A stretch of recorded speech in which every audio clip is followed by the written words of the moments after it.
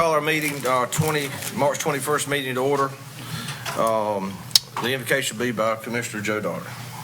Let's bow our heads. Lord, we come before you this day and we ask your divine help. You know that we make some difficult decisions that impact the lives of those we serve.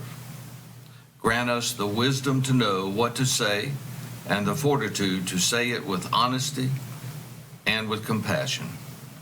Bless everyone here, and we thank you for being with us. We make this prayer in your name. Amen. Amen. Our pledge of allegiance by Commissioner Aycock. I pledge allegiance to the flag of the United States of America and to the republic for which it stands, one nation, under God, indivisible, with liberty and justice for all.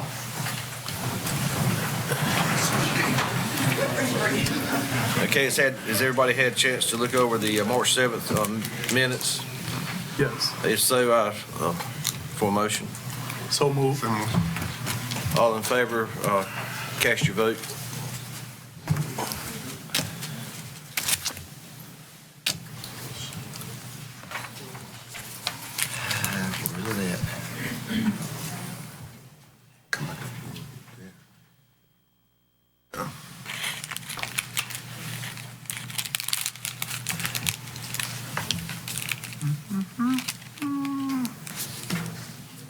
Good. Motion passes. We got a little bit of adjustment to our agenda. I think numbers. Go ahead. Yes, sir. I have removed item number 15 from under the consent agenda. That was a approval of a grant application that I would like to walk on under special presentations, a Welcome Home Vietnam Veterans Day proclamation, and then ask another budget amendment under the consent agenda for the inspections office. Okay. That's all the adjustments I have, sir. All right. Do I have a motion to approve the adjusted agenda for March 21st? So moved. All in favor, cast your vote.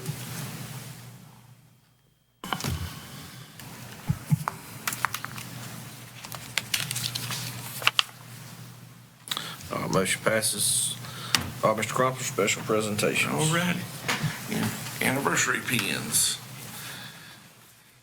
Give me a second.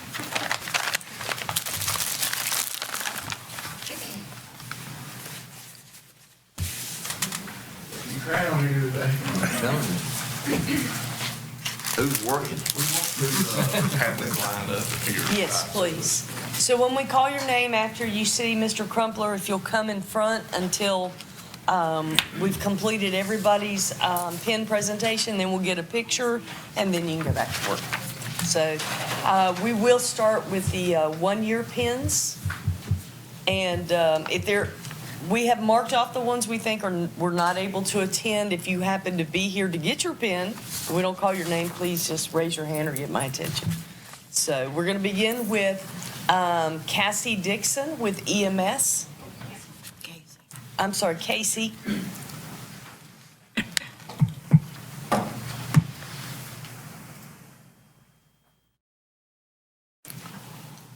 All right, Karen Webb with Public Health Maternity Care Project.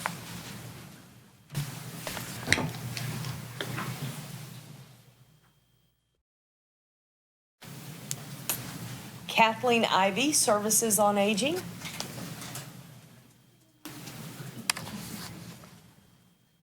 Heather Rain, Public Health.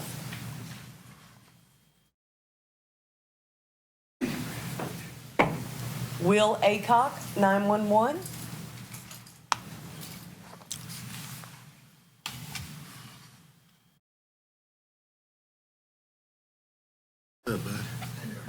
Deshaun Fair, Sheriff's Office.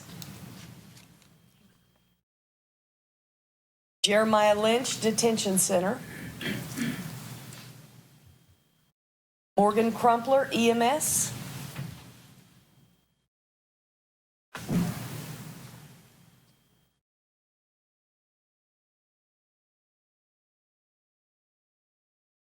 Aaron Collier, Detention Center.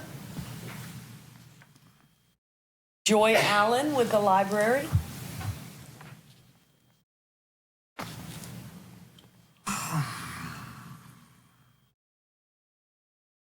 Hannah Sandy, 911. Wesley Leonard Detention Center. Zurich Simpson Detention Center. And that concludes our one-year pins.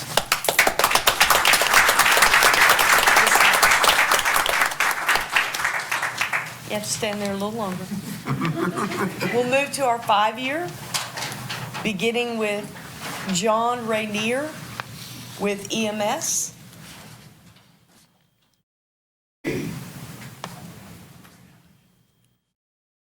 Byron Kavanaugh with the Sheriff's Department, Sheriff's Office.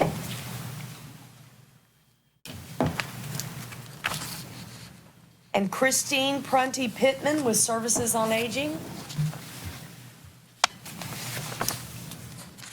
That completes our 5-year.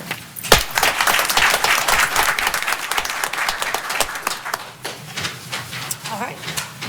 Next will be our 10-year. We'll begin with Joshua Smith, EMS.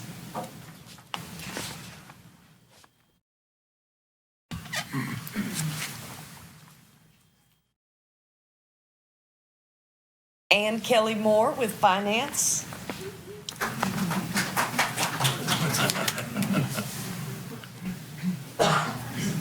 And Tamara Baltazar with the library. I hope I said that at least somewhat close. Okay, and that's it for our 10-year.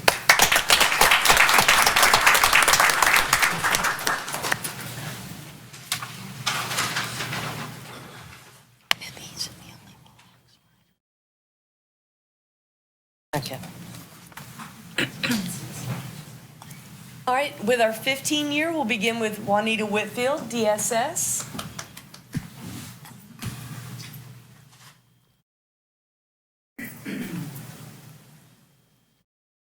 Paula Edwards, Services on Aging. Gail Stroud with Landfill.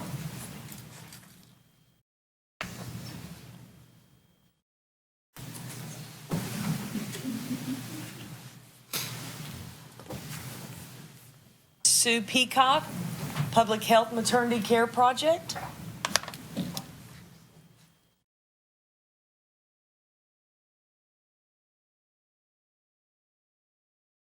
Sandy Lugo with Finance. Libby Jorgensen with IT.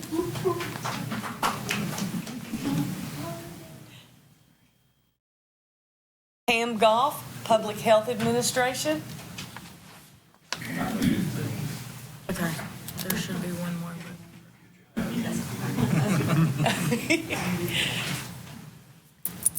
We'll make sure you get that. I'll send it to you.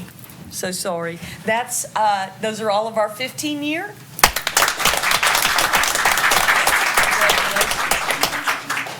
All right, and then we have 2 present for 25 years. And we'll begin with, his name is Richard Lewis, but he goes by Scott Lewis, Environmental Health. 25 years.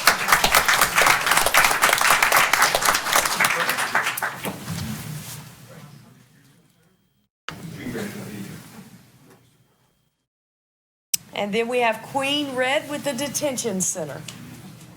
There we go. Tell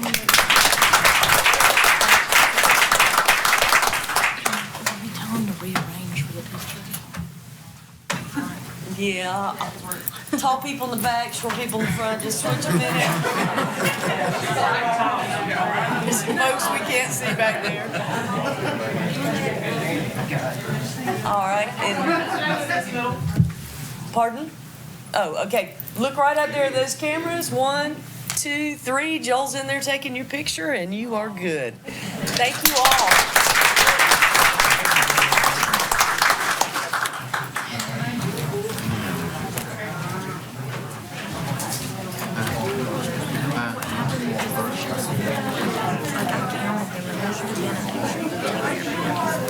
God only didn't think Ms. Wayne. How you doing, sir? All right. About 3 years. I said, I'm not. Is he related to Mr. Higgins? Do what? Is he related to Mr. Higgins? Oh, yeah. That's what's up. Wow. Okay, you know like that. Okay. I should have known that. How you doing, sir? Looks like I'm good. Cooking, playing with white ball. Gonna change nothing. And don't nobody want it. And don't nobody want it. Exactly.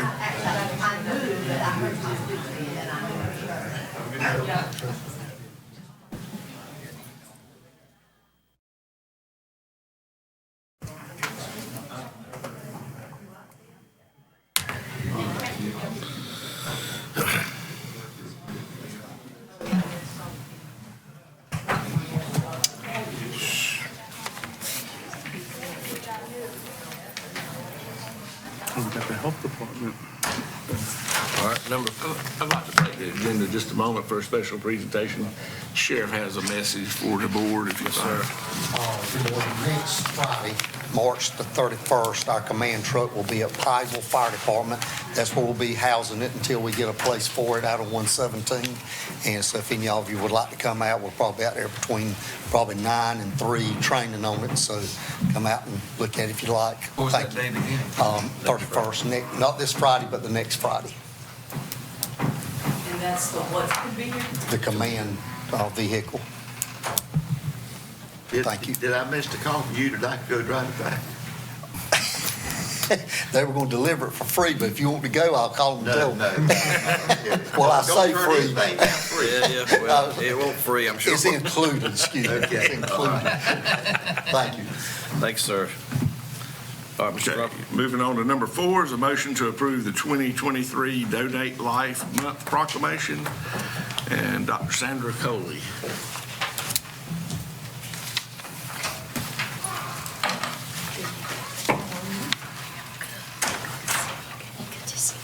Good morning. Morning. Morning. Do that.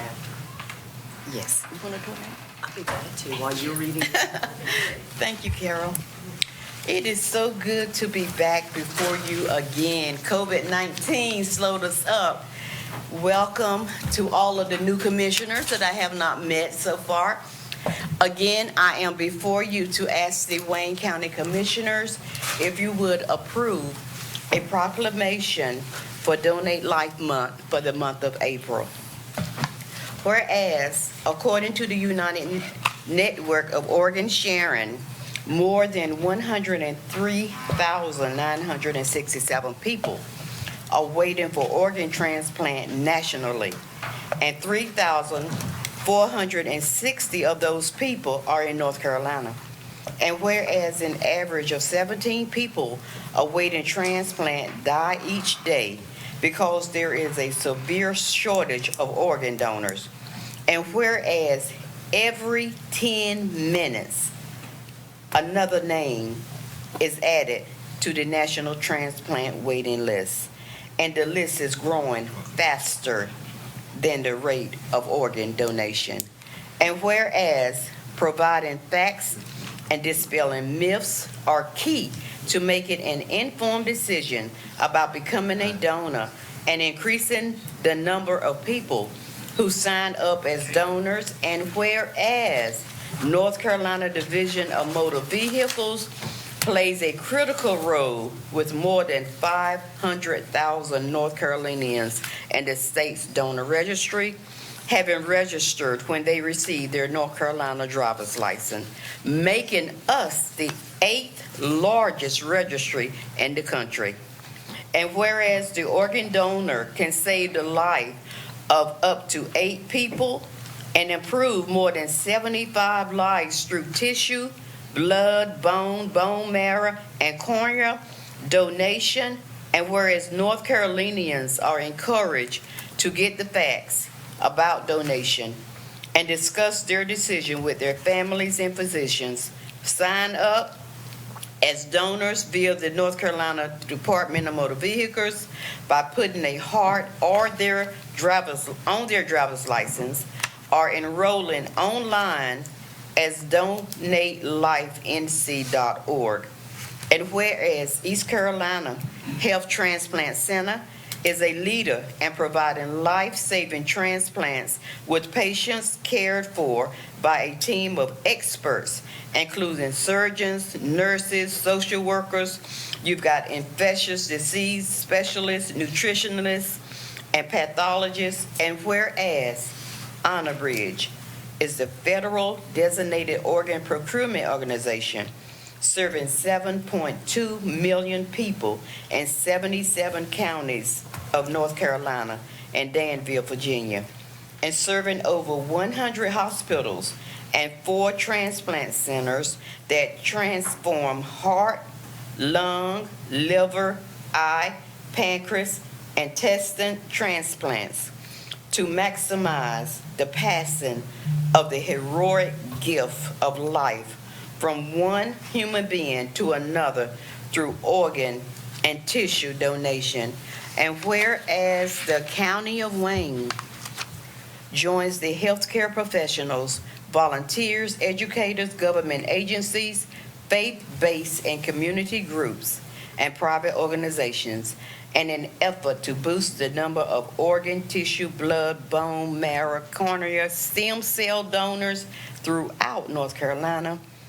Now, therefore, be it resolved, the Wayne County Board of Commissioners does hereby proclaim April 2023 as National Donate Life Month in Wayne County and commended this observance to our citizens, and it has today's date, adopted this 21st day of March 2023. Barbara Aycock, Chairwoman. Thank you, ma'am. Mr. Chairman, I'd like to make a motion that we accept this proclamation. I have a motion on the floor to accept the 2023 Donate for Life proclamation. I'd also like to make a comment, please. Yes, sir. Thank you so much for being here. As some of y'all know, my granddaughter was on the transplant list for a lung transplant. Unfortunately, she did not receive it. But thanks to my Emily, there's 2 people can see today. She did not receive her lungs, but when she passed, the disease that she had, her eyes was the only thing that they could harvest. And there's 2 people somewhere today can see because of my grandbaby. Thank you. Beautiful, beautiful, Aycock. I do remember that. My son was also a donor who died in a drowning accident 7 months after he had graduated from North Carolina State University in computer engineering, debt free. He owed nothing, and that was a beautiful day for me. Thanks to the citizens here in Wayne County, he received a scholarship for a ride, kept his grades up. I was so proud of him. And when he passed, he was able to help 7 people, 3 of whom I heard from. I love dearly. I have many friends, and we all know here in Wayne County, we've got dialysis centers. And before COVID-19, I would donate blankets to our centers. But because of COVID, we've had to scale back. And so, again, this year, Donna Phelps, Director of the Wayne County Libraries, I will be putting information out there for our residents that visit the library. And instead of the blanket donation, I'll be serving cupcakes to the staff at our dialysis centers. And I have a gift, and Sister Carol have already distributed. She has been beautiful in helping me to get this together. And thank you so much for working with me and for helping me to provide this information to our citizens. Thank you. Thank you. I'm going to make a comment as well. My mama was also a recipient Okay. from accordion implants. Yes, it works. It works. Thank you again. If y'all would cast your vote.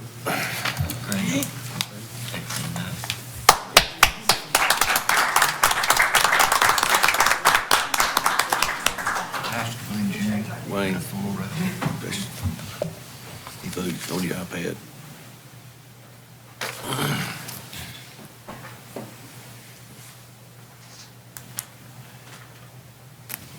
Bear with me.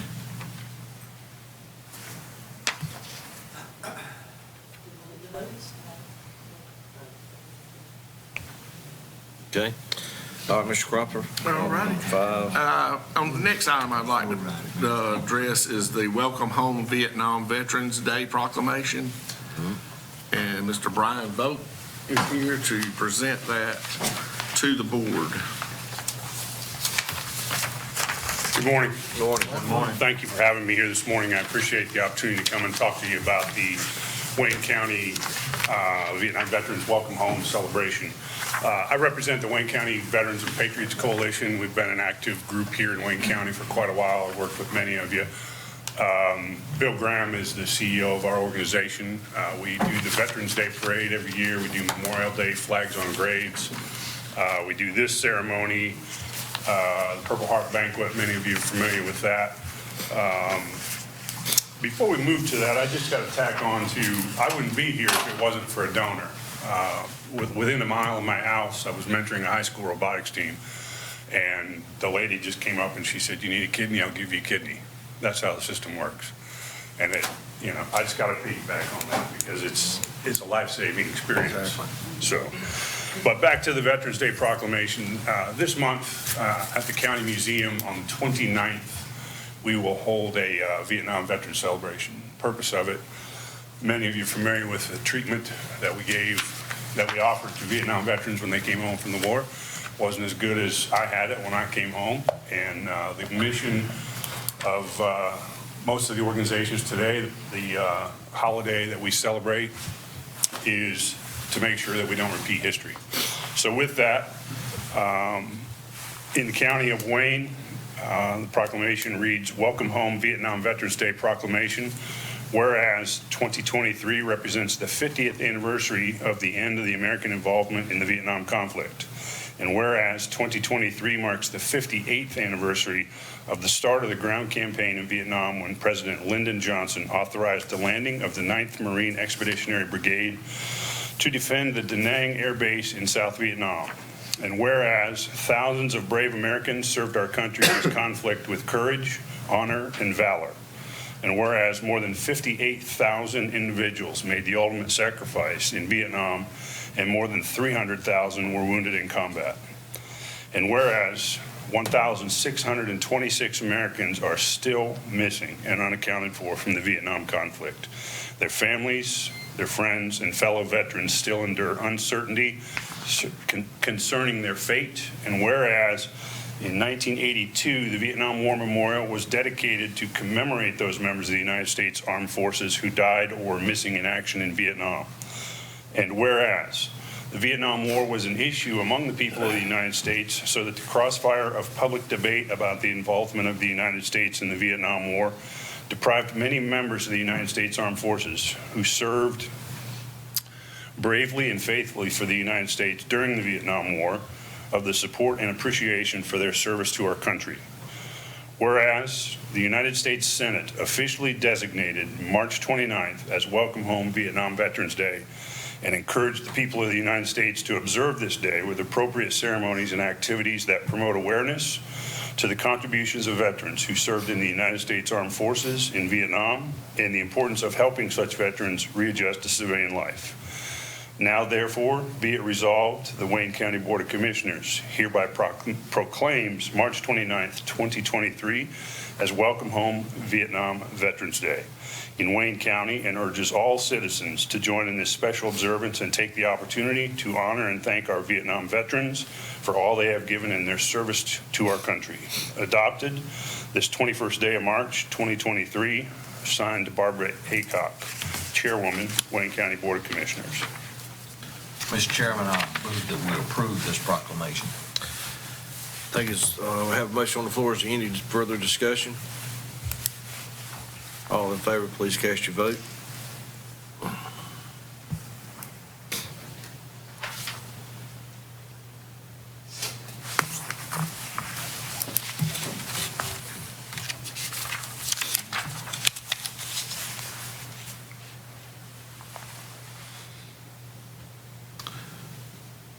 Thank you, sir. Appreciate Thank you. it. Appreciate it. Thank you. Thank you, sir. We'd love to have any of you guys that want to show up to that. I'll leave the information there. It'll be at the Wayne County Museum, and thank you for the opportunity to speak. Thank you. Absolutely. Mr. Cropper, going back to number 5. Actually, we're at our 9:30 public Okay. hearing.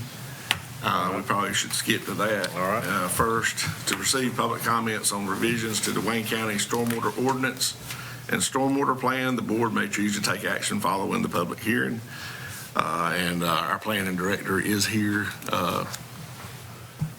Might want to say a few words on it first.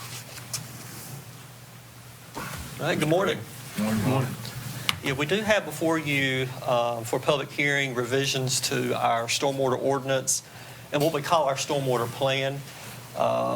This is a process that we've been going through with the state for, well, hands-on directly for 3 years now. We started actually before COVID started. And basically, we've had to revise the entire ordinance. So we couldn't do a strike-through ordinance where you kind of see the changes of what we have because the whole ordinance had to change and our plan had to change pretty much completely. The state adopted new rules several years ago, stormwater rules. And so when they adopted those rules, the counties or local governments are obligated to comply with those and change their ordinances. So our ordinance has been changed to match the stormwater rules of the state for the Neuse River Basin. We have provided those documents to you. I did also provide a sheet that kind of has an explanation of the old rules and an explanation of the new rules. But I do want to say really quick that our plan, the second document that you have, it is actually called the Stormwater Management Program. This is actually a document that explains or states what we are required as staff or as a county to report back to the state. This is now, will be an audited program with the state. We do have to do annual reports. We did in the past, but our reports are going to have to be more detailed, and it will be audited. So this is what this stormwater management program is replacing our stormwater management plan. And this document will kind of guide us in terms of what we need to provide to the state on an annual basis and be prepared to provide when they come in and do an audit.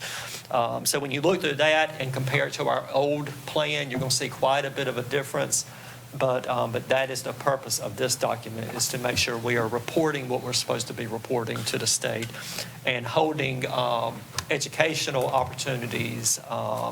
We're required to do that as well. We're required to monitor certain things, keep spreadsheets of certain things, do certain inspections, and keep those documented of the stormwater devices for different structures. But so anyway, that's what this document is. I did want to explain that really quick to you. So everyone in the county has got to comply basically with this criteria, correct? Right. So Right. it's just- Yeah, the municipal, like Goldsboro has their own program, so they'll be complying with the state rules as well. So they'll be going through a similar process. But it and then should the streamline. towns, yeah, the other towns, our ordinance will apply to them. They'll just do an interlocal agreement allowing the county to do their program for them versus the state doing it. So for will them. ours and the cities coincide? for the They most will. The rules themselves, there may be a little bit of language difference, but the rules themselves will be the same. But this should streamline the process, though. It should actually, and we'll all be working off of, the state has an online tool, is what they call it, a tool that developers will, or engineers will use, and local jurisdictions will use to do their calculations to determine their nitrogen offset payments, how much nitrogen is being created, those type of things. So that tool will be something that's used by all jurisdictions within the Neuse River Basin, not just one or two. So everybody will be working off that same program as well. So when we do reports, when an engineer runs something in the program for Wayne County, it'll be the same program they're using for Goldsboro or for Johnston County or for Wake County or the city of Raleigh. So all jurisdictions within the Neuse River Basin will be working off of the same program. Mr. Chairman, Yes, sir. are there any of these rules that are more restrictive? No, not necessarily, actually. I'll give you an example. The new rules basically have a 24% built-upon area requirement. So basically what that means is if you're doing a commercial development on a property and you develop, say, 22% of that property is impervious, where water cannot seep down, it runs off. If 24% of that is impervious, you fall under what they call a low density requirement for stormwater. So you don't necessarily have to do like what you would see typically when you don't have to do like those devices, a stormwater pond, for example, or a dry detention pond. You just have to address your stormwater through overground, through vegetative runoff. So like, a grassed area, going over a grassed area or ditches where it's not channelized or, things like that. There's a way you can handle it without having to do those type of things. Once you get over 24%, then it is what they call high density development. And those developments is where you would kick in and have to do wet detention ponds or dry detention ponds or swales, different things like that to reduce that runoff amount. Currently, anything that creates over 10%, if you increase your runoff by 10% now, you're required to do stormwater attenuation. So in those cases, it could be 22%. You might have to do a pond to reduce it. Whereas in the new rules, you can reduce it by doing something else other than a pond. You can do it with a cross, So it's not necessarily, I wouldn't say it's stricter. I think it's clearer. It falls more in line with our watershed ordinance and the state's watershed rules, which also have a 24% built upon area requirement. So we're kind of putting these ordinances, these environmental ordinances, kind of on the same playing field, I guess you could say. So yeah, in those cases, and also our nitrogen offset, that's another one I do want to mention. We look at runoff with water and we look at nitrogen that is running off. And the nitrogen, for example, if you have 11 pounds per acre of nitrogen that runs out, you have to do a stormwater device to reduce it down to 10 pounds per acre. And in between the 10 and 3.6, which you're allowed, you can buy that down. So anything over 10 pounds per acre of nitrogen that runs off, you have to do some sort of detention to reduce it to that 10 before you can buy it down. Now the new rules are that if you have 11 pounds per acre of nitrogen, you can actually buy that down. You no longer have to do a certain amount of attenuation, and then you buy down. You actually have the ability to buy down more now. So, from a regulatory standpoint, I don't think it doesn't appear to me that it's going to be more regulatory. In terms of what we have to do, there's more on the staff level that we're going to have to do in terms of reporting. There's more expectations on the staff level for that. That's really where the impact's going to be on us. It seems to me like you've got more flexibility, really. Yeah, there is. It does appear that with the new rules, there is more flexibility there. Sure does.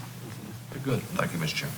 Basically, money's come into play. You can buy it down instead of build it. Well, at least some flexibility, though. Yeah. This is a public hearing. Do we have anybody sign up to speak? I did not put the sheet out, so is anyone here to speak on the stormwater ordinance? Anyone to speak on the stormwater? There is not. Okay. All right, public hearing is closed. What's the pleasure of the board on this subject? Do we want to act on it today, or? I move adoption.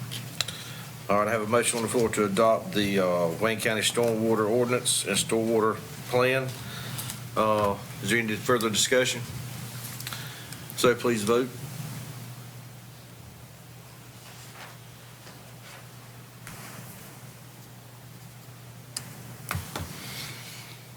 All right, motion passes. All right, Mr. Crumpler, I think back to number 5. 5. Thank you on that one. Back to 5 is a presentation on the flood attenuation project of the Stony Creek Watershed Pilot Flood Initiative. And Kevin Tweedy is here to present. Thank you. Welcome. Good morning. Morning. Here this morning just to provide some information on a project that we're working on with the state, pilot If you pull project. that drawer out from underneath you right there, there's a little slide keyboard. Oh, great. And you can drive this Awesome. Thank you. presentation. So the name of the project is Pilot Projects to Address Chronic Flooding in the Stony Creek Watershed.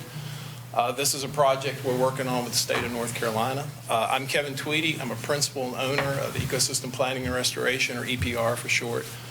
With me is Tim Baumgartner, a senior scientist with EPR, and Ling Zhu, who is the project manager with the North Carolina Division of Mitigation Services.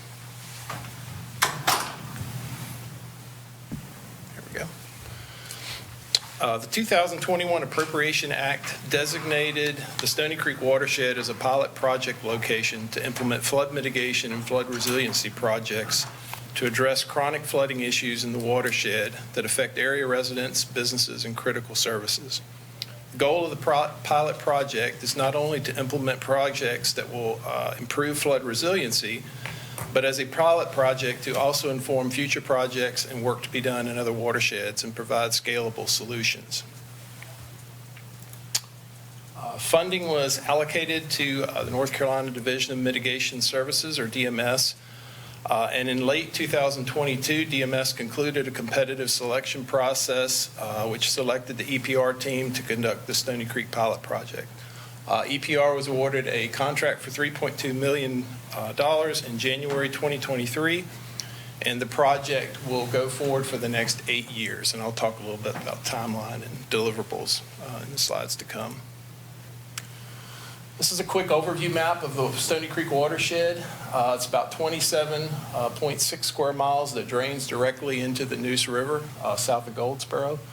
So in the upper part of the watershed, you've got mostly agricultural land, although there is a lot of residential development occurring in that portion of the watershed. And then as you come down into the middle portion and southern portion, you're into the city limits of Goldsboro, and then on the south end, you've got Seymour Johnson Air Force Base. The goals of this project are to implement flood mitigation projects in the Stony Creek watershed, and a primary focus has been set for areas that would improve Wayne Memorial Drive. That is a critical thoroughfare for services and businesses there in Goldsboro. So that's been set as one of our primary points to try to improve flood conditions at that location. That doesn't mean we're not going to be looking at projects in other parts of the watershed as well. So we will be looking at projects that can have positive impacts downstream of there as well.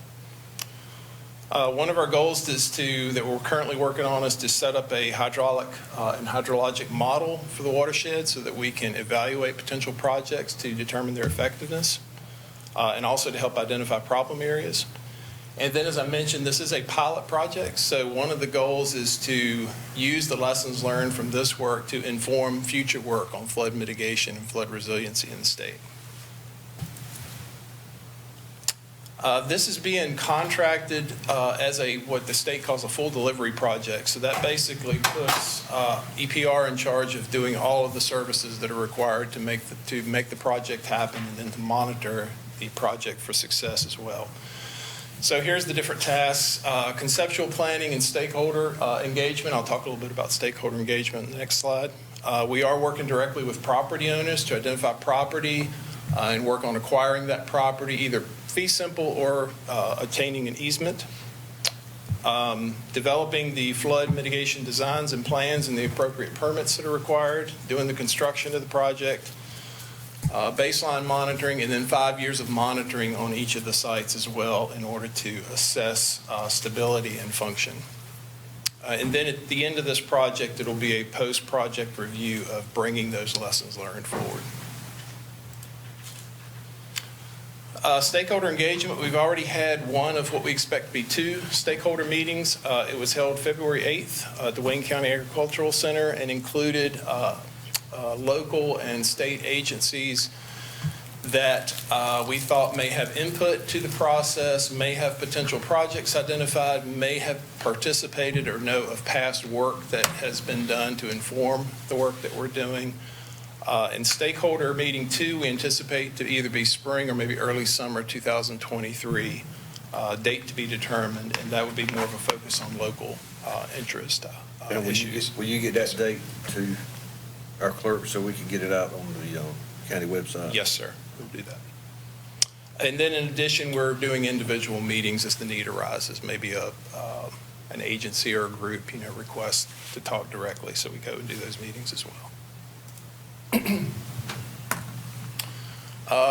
As far as where we are on project implementation currently, we're working, as I mentioned, on the hydraulic models that we're going to use to evaluate the projects.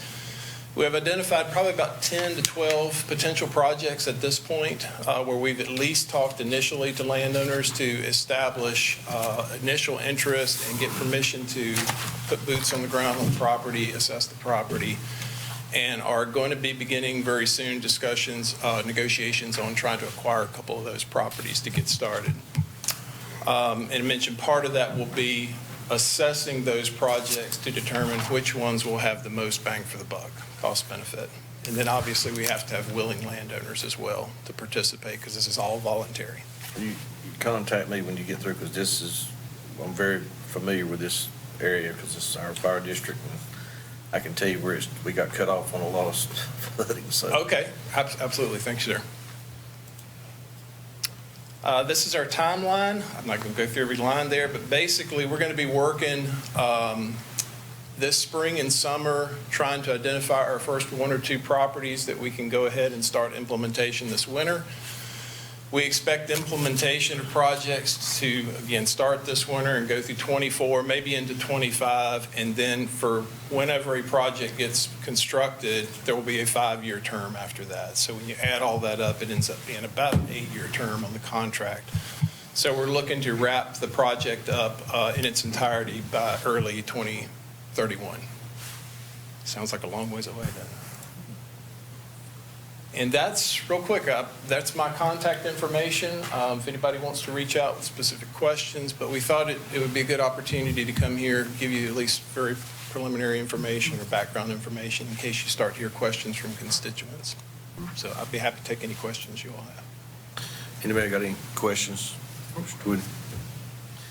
Principally, you were speaking of acquiring property and what improvements are you looking to do on the properties that you acquire? So the work, we've been charged to try to focus on what we're calling green infrastructure, nature-based solutions. So that would be probably doing similar to what the gentleman just talked about, some wet detention ponds that have kind of wetland features. So we're not just achieving some flood mitigation, we're also achieving some water quality benefits, maybe some ecological benefits there as well. There could be areas where we can work on sections of stream channel and open up more floodplain where a landowner is willing to work with us to that. Any kind of practice like that that's working with the landscape and the natural environment to attenuate floods. Thank you. Yes, sir. Judy, can you make sure that or has your contact information, please? I'm sorry, sir. I'll make sure you have his contact information. Yes, sir. Yes, sir, that presentation is attached to. It is. But I do have a copy of it as well. Does anyone else have anything? Have you worked in any projects in the city? In the city, I personally have not. DMS, our client, has worked on a few projects in the city. Okay. And we're in touch with some folks there at the city. Go, go back to that map, Yes, sir. if you don't mind. Well, maybe I can.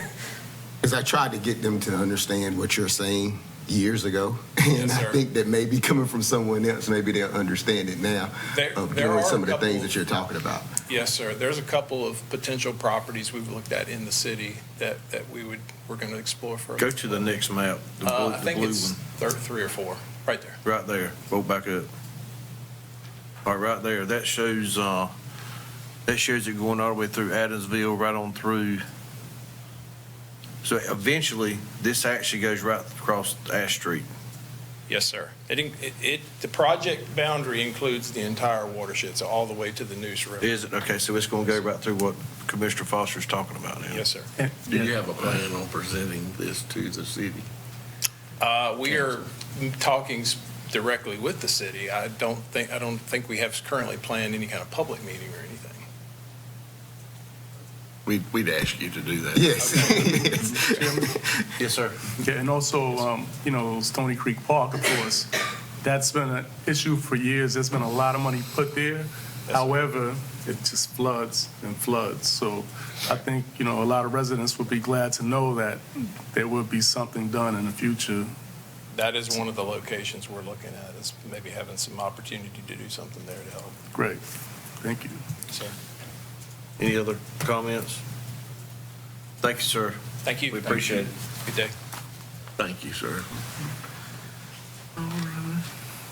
Moving on now to the consent agenda, we would need approval on that. Do I have a motion to the adjusted consent agenda? All in favor, please cast your vote.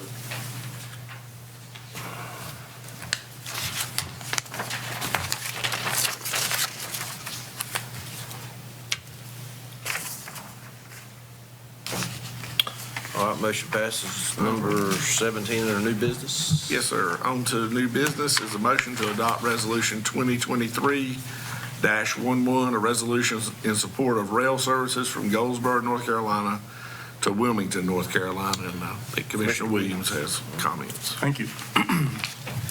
Whereas every year, railroads save consumers billions of dollars while reducing energy consumption and pollution, lowering greenhouse gas emissions, cutting highway gridlock, and reducing the high costs to taxpayers of highway construction and maintenance. And whereas North Carolina's first system dates back to 1833, when the Wilmington and Weldon Railroad was chartered to connect its namesake cities, which it completed on March 7, 1840. By doing so, the railroad became the longest railroad operated in the world at that time, spanning some 161 miles. And whereas the North Carolina Railroad manages a 317-mile rail corridor spanning the state of North Carolina from Morehead City to Charlotte, over which about 60 Norfolk Southern freight trains and 10 Amtrak passenger trains travel each day.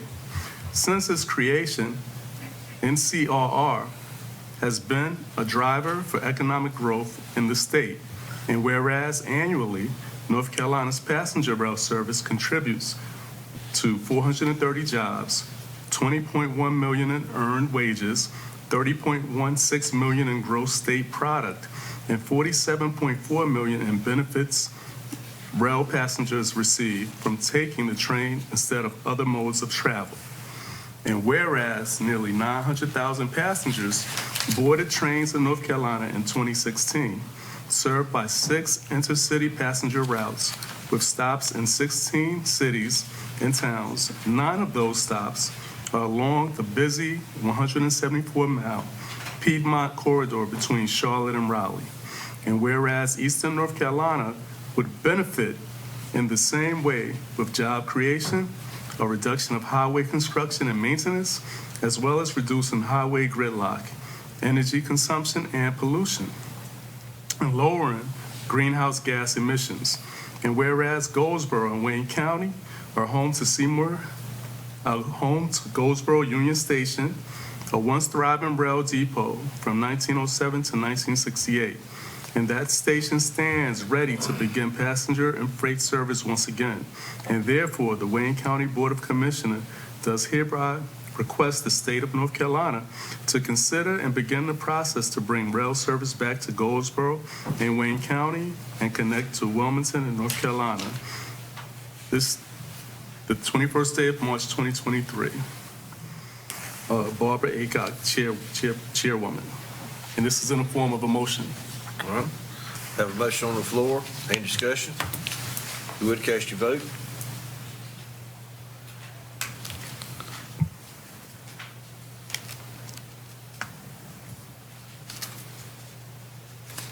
Motion passes. All right. Mr. Crawford.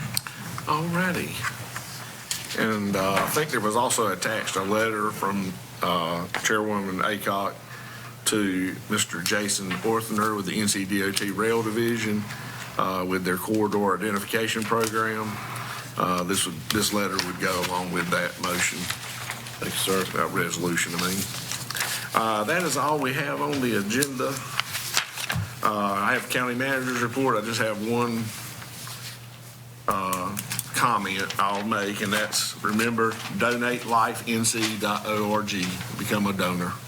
It's very important, and I hope people will find it in themselves to support that effort. Thank you. That's all I have. All right, Board of Commissioners reports. Commissioner Williams. Just want to just thank all of this board for supporting the travel and the train service from Goldsboro to Wilmington. It's been a bipartisan effort. Not only have we had support from this board, but also from our state representatives and adjacent counties. This will benefit not just Wayne County, but other counties such as New Hanover County, Brunswick County, Pender County, and it's just tremendously will help us economically. So I just want to thank all those representatives, our state reps, and also our reps out in DC. Thank you. Thank you, sir. Mr. Dar. No comment. Oh, my goodness. Foster. No comment. Mr. Hardison. I just want to recognize the school board member, Joyner, here today. Mr. Beal. Thank you for your presence. And that's it for me. Commissioner Aycock. Yes, sir, I have a couple of things. Met last week on base with Representative Nickel. Had a good turnout. And as always, the topics that were brought up from the base is education, child care, and housing. We've heard this for several years now, but we had some real good discussions, and I think that Representative Nickel was, he's new, he's got a lot to learn, but it was listening. It was a real good meeting. Also, yesterday, I had the opportunity to meet in Kinston with the president of Duke Energy for North Carolina. I really don't know why I was invited, but I was. But we had representatives from Wayne County, Greene County, and North County there. Also, Sherry Archibald with the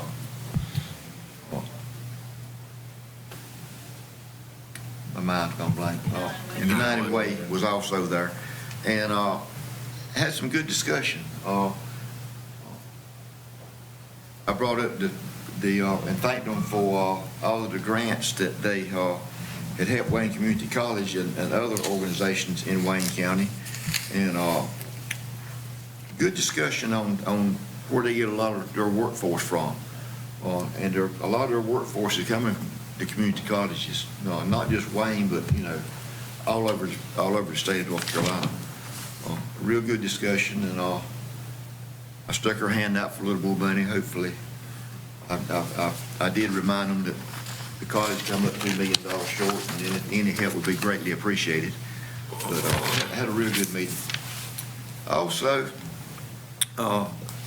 last week we had our board retreat at the college, and one thing that was brought to our attention that needs to be brought to this board's attention too, and it was mind-boggling when we got these figures. As many of y'all know, Stephanie Creech, that was with the Wayne County Development Alliance, is now the grant writer at Wayne Community College.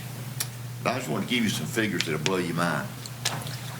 She requested, this was in fiscal year 22-23, or calendar year 22-23, she requested 31 grants. She received 27 of them. Now, this was in fiscal year 22-23. Those 27 grants brought in, you ready for this? $5,670,000 $915. I thought that was pretty amazing. All right, already for 23-24 year, she's already received, I think it was 5 or 6 grants, totaling $41,000. And she's also got 2 pending right now that they don't have an answer on yet for another $410,000. So kudos to her. And Madam Clerk, if there's any way we could have her at our next meeting so I could thank her or we could thank her, I would appreciate that. And that's all I have. Thank you, sir.